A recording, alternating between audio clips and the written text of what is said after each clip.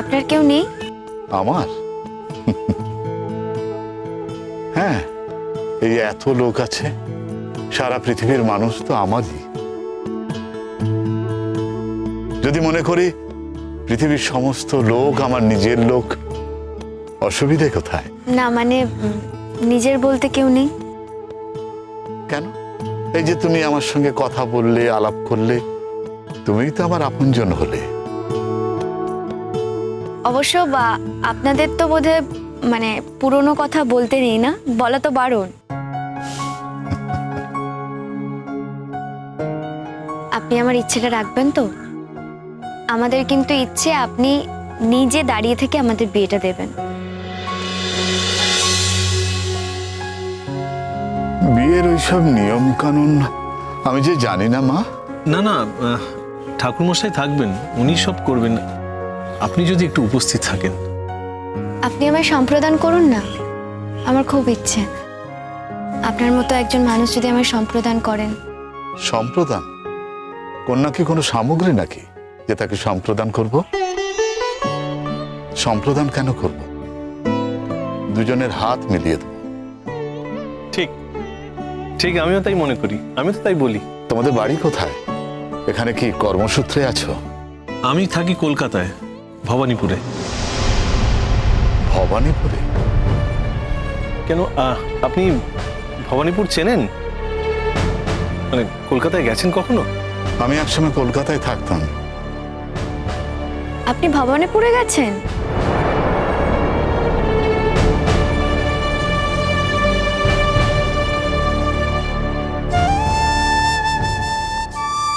হ্যাঁ, গেছি বই কি।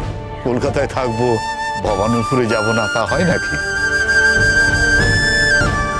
ভবানীপুরকে এড়িয়ে থাকবো তা হয় নাকি? নিশ্চয়ই গেছি, অনেকবার গেছি। আপনি কিন্তু একদম চিন্তা করবেন না, যা যা করার দরকার সেগুলো সব আমরা করে দেবো। গুড্ডির অফিসের স্টাফরাও বোধহয় আসবে, খাওয়া দাওয়ার ব্যবস্থা সব হচ্ছে তো।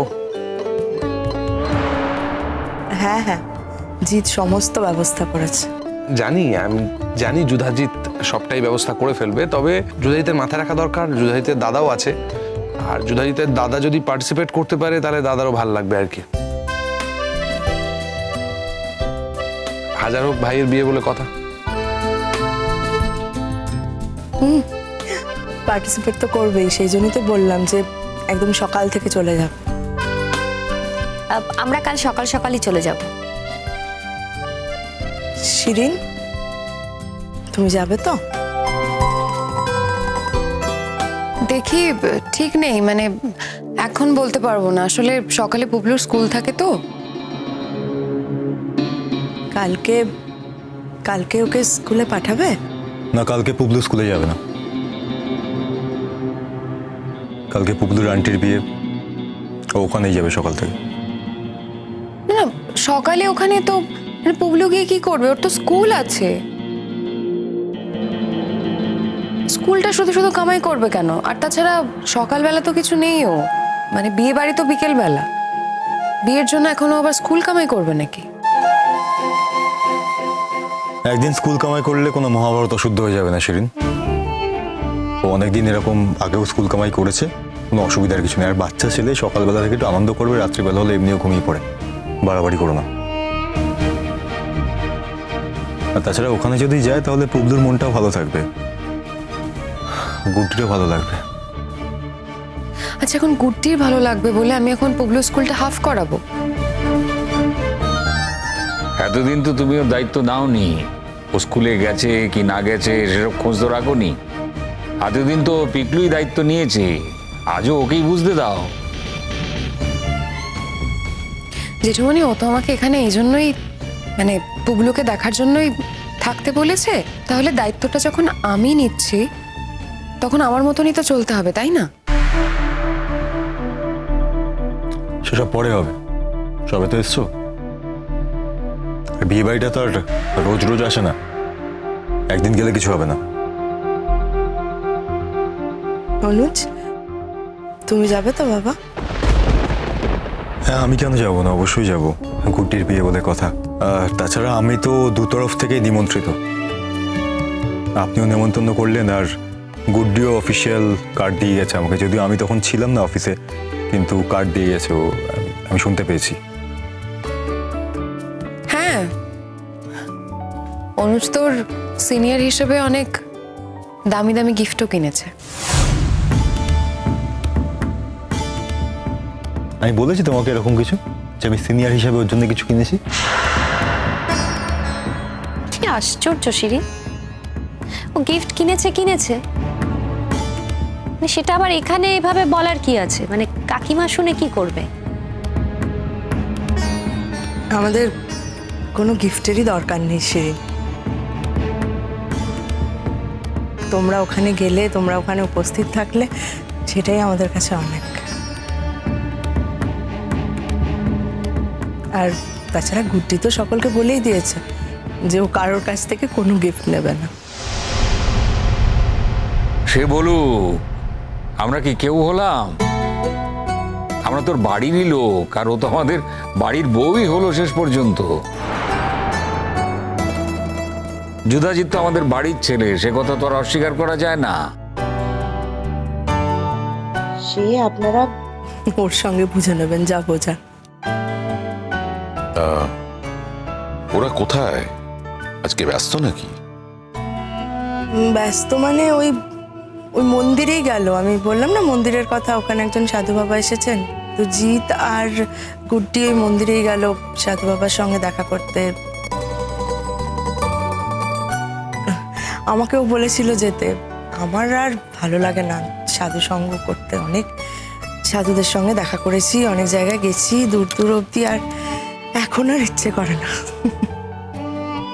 তো কালকে যদি ওরা সেই সাধুর কাছে বিয়েটা করে, তখন তো আপনাকে যেতে হবে। আপনি কি করবেন তখন? যাব, বিয়ে করলে ওখানে, তখন আমি যাব। আমি তো বলিনি বিয়েতে যাব না। আমি বললাম যে আলাদা করে সাধুর সঙ্গে শুধু দেখা করার জন্য মন্দিরে যাব, এটা আর আমার ইচ্ছে করে না। বিয়ে হবে ওখানে আমার ছেলের, আমাকে তো ওখানে যেতেই হবে। আলাদা করে সাধু সঙ্গ করব না। সাধুর কাছে এখন আর তেমন কোনো প্রশ্ন নেই আমার, কিছু আমি আলাদা করে জানতেও চাই না। সত্যি কি দায়িত্বজ্ঞানহীন মানুষ, আমি তাই ভাবছিলাম। তুমি তো মানুষটাকে চেনো না শিরিন, কি করে তুমি না চিনি একটা মানুষকে দায়িত্বজ্ঞানহীন বললো? আমি তো আপনার জন্যই বললাম। সারা জীবন এভাবে আপনাকে ফেলে রেখে, আপনার ছেলেকে ফেলে রেখে, ছেলেটা আদৌ মানুষ হলো কি হলো না কোনো খোঁজ খবরই তো। যাকে চেনো না তার সম্পর্কে এরকম মন্তব্য করা ঠিক নয় শিরিন। জিতের বাবা যুদ্ধে গিয়েছিলেন, হতেই তো পারে হয়তো উনি আর বেঁচেই নেই। আমি সেটা মনে করতে চাই না, তাই মনে করি যে উনি ফিরে আসবেন। আর যদি বেঁচে থাকে, যদি জানতে পারেন যে উনি বেঁচে আছে, তাহলে কি বলবেন? কিছুই বলবো না। আলাদা করে আর বলার তো কিছু নেই। যে কদিন উনি আমার সঙ্গে ছিলেন, উনি ওনার সর্বস্বটা আমাকে দিয়েছেন, ওনার ছেলেকে দিয়েছেন, আমাদের সংসারকে দিয়েছেন। সেটাই আমি মনে রেখে দেব, মাথায় রেখে দেব। আর হ্যাঁ, উনি আমাদের কাছে ফিরে আসেননি যুদ্ধে যাওয়ার পর। আর উনি যদি ইচ্ছে করেই আমাদের কাছে ফেরত না এসে থাকেন যুদ্ধ থেকে, যদি তার পেছনে সত্যিই কোনো কারণ থেকে থাকে, তাহলে কারণ আছে। কিন্তু সেই কারণের জন্য বা ওনার না ফেরার জন্য আমি অন্য কারোর কাছ থেকে কোনো রকম অনুকম্পা চাই না শিরিন। সেটা আমার একান্ত ব্যক্তিগত দুঃখ, একান্ত ব্যক্তিগত অনুভূতি শিরিন। আর আমার স্বামীর সম্পর্কে কোনো রকম কটু কথা, কোনো রকম নিন্দে মন্দ করার চেষ্টাই করো না তুমি। আমি না ওনাকে আজও খুব শ্রদ্ধা করি, কারণ যাই হয়ে যাক না কেন উনি শ্রদ্ধা করারই মানুষ। ওরকম একটা মানুষ হয় না, আমরা তো দেখেছি। যে দেখেছে সেই বুঝবে। তাই তোমাকে একটা কথা বলছি, শুধু শুধু আলগা কমেন্ট করে দিও না। যা জানো না তা নিয়ে কথা বলে লাভ কি? সে তোমরা যাই বলো না কেন, কোনো একজন মানুষ যদি বেঁচে থাকে আর জীবিত অবস্থায় যদি তার ছেলে আর বউয়ের দায়িত্ব না নেয়, যদি ঘটনাটা এটাই হয়ে থাকে, তাহলে কিন্তু আমি জানি না, আমার মনে তার জন্য কোনো শ্রদ্ধা নেই। गुड्डी गुड